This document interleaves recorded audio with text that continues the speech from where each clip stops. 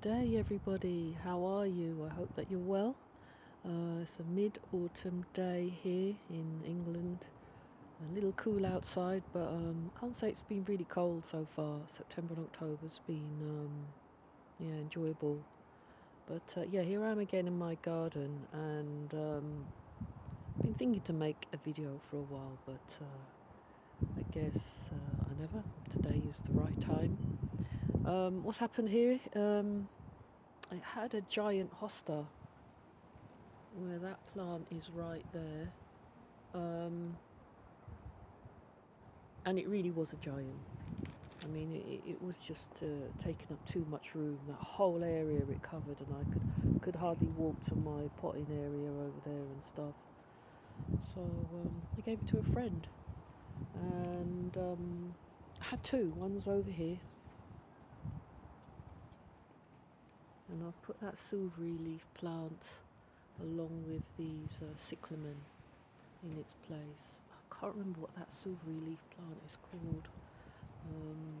If I find the label, I bought the plant with I'll put it in the description. But I love the little white flowers on it, and the tinge of, what would you call that? Kind of mauvey colour before the plants come out, or after they've come out, or after they've flowered, should I say. And there's another one over there. That one didn't quite flower, it's trying to.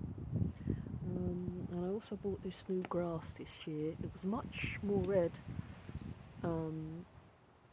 until autumn came, so I'm hoping that as it's dying, it will come back. It's just go to sleep and will come back next year.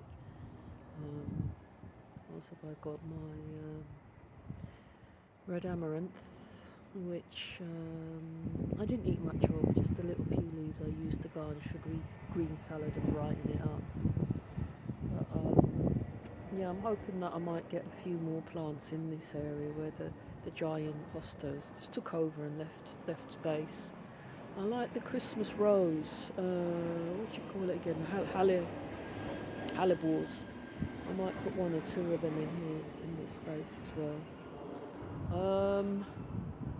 I've got a little daisy. I always wanted daisies in my garden, and this one is quite tasty to some creature. I think slugs enjoy it, but really the flowers are so prolific. I don't really need to put down too much slug pellets. These green grass are doing very well. Grey-green grass, blue grass, I think we call it. But they were not doing. I tried them in different places around the garden. Last year they were in those two heads over there, 1, 2. But they grew to a certain size and then they just started to look ill. So I've potted them on and they're looking really healthy. More white cyclamen, snow white ones. I love them. I bought this new heuchera. It's blueberry. It's called heuchera blueberry. It's very similar to this one down here I got from a pound shop, and I've got the other rusty red colour one from the pound shop also. That one was £7 from B&Q, but I loved the colour of it so much I couldn't resist buying it. And what else has been going on? Oh, here, this is a pumpkin. It started out of the ground here, 2 little leaves, and it just went like a triffid. It just went berserk. It's grown up that wall, up the wall, along the side of the veg bed, up the what do you call it again?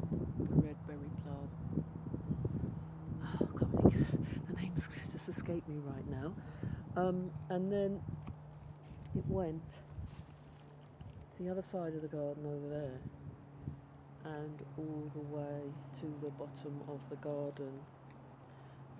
Well, at least it tried. I put this, there's so many pumpkins on it. Some of them I'd started to pull off because I didn't actually plant this pumpkin. I didn't know what kind of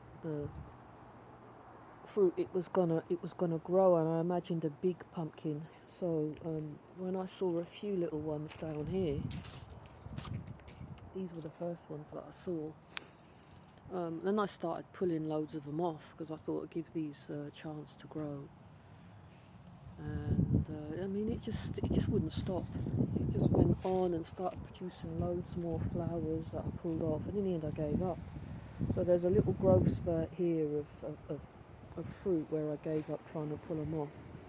And as it turns out, I should have just let them grow anyway because they're only a small size fruit. And the size of the leaves, before they got this kind of rust, I mean, they were ginormous. Biggest leaves I've ever seen. These are small in comparison. They were more like this sort of size, what I've got on my courgette. But yeah, I'm still trying to grow vegetables and herbs. There's a thyme there. I think it needs to come out of the pot. It's looking a bit light yellow. But these are cauliflowers. They're meant to be red, but some are looking a little bit pale. They've got a tinge of red to them. Over at the back I had about 3 or 4 cabbages. The leaves were green, but the actual cabbage was a deep red. I've got kale here, 4 pots of kale, a little pot of carrots. I've got some runner beans, which got black fly. I picked a handful of them a little while ago, and I've just picked literally about 4 of them. So hopefully these will carry on giving me some stuff to eat. In this actual bed I've planted now some broad beans. Because what happened, I had planned to use this bed for other veg early on in the year, but potatoes from 2 years ago came back and took over. And I did plant these runner beans in between, around the edges, but they just didn't come through. Only these 2 did. Yeah, here I've got kale that's got white fly. The runner beans got black fly. I had tomatoes here that got blight. They grew massive up the wall, and I had tons of fruit on them. And I had some here that were in a pot, and they grew all the way up here. Cherry tomatoes, and they all got blight. And these have got white fly and something else that's making the leaves go all brown. So yeah, growing is not easy. It has its delights and it has its disappointments. But it's a learning curve. You learn different things along the way. I watch YouTube videos from growers that give you ways and hints to cope with disease, blight and bugs and so forth. And I'll know next time to keep my tomato leaves at least 10 inches, a foot off the ground, so that when it rains, the splashback of the soil won't transmit the blight. But yeah, a lot's been going on in my garden, and I've dug up plants. I've tried different plants, different colours. This plant here, I mean, probably nearly as tall as me. Oh no, I think I just snapped it. It's a type of lobelia, and I was not expecting it to grow this big. So when these flowers are done, I'm going to try and move it to the back of the garden. My little greenhouse over there, my plastic greenhouse that I bought a new cover for at the end of last summer, and that cover didn't even last the winter. It had holes in it, and this summer I think it actually shrunk. So I've had to add on this piece of plastic on the edge. I actually stitched it on here, and then I've secured it with little bits of ribbon and so forth, just to get another winter out of it, really. But yeah, law of attraction, what's it got to do? My garden got to do with law of attraction? I think the pumpkin, because I tried so hard to grow pumpkins in the past. And even the ones that sprouted accidentally, as this one did, they didn't get very far. I probably got a pumpkin spread about 6 or 8 feet with 2 little tiny golf ball sized fruit on them, and I really wanted a successful pumpkin, and this is the nearest that I've got. If that blight doesn't affect the fruit, then I've got about at least 10 pumpkins 1, 2, 3, 4, 5, 6, 7, 8, and then I've got a few here. 9, and one tucked in the corner down there. Where is it? Can you see it? There. 10. So, what I'm trying to say is, I realised, I think, it was law of attraction. It's tiny little, I mean, it was so tiny when I spotted it, and I was just not expecting this riot of pumpkin to spread down my garden. And I've got 10 fruits, and I really feel like it's something I really wanted and was given. And also this here too. I didn't plant this. It's garlic. It's a type of garlic, a wild garlic. I used to have it years ago, about 20 odd years ago, and I've no idea where it came from. But a gift from the universe, something that I really wanted. But I think in my last video I was saying about how I had wanted to get checks in the post, and I did get a check, and it was TV license people checking whether I wasn't watching television.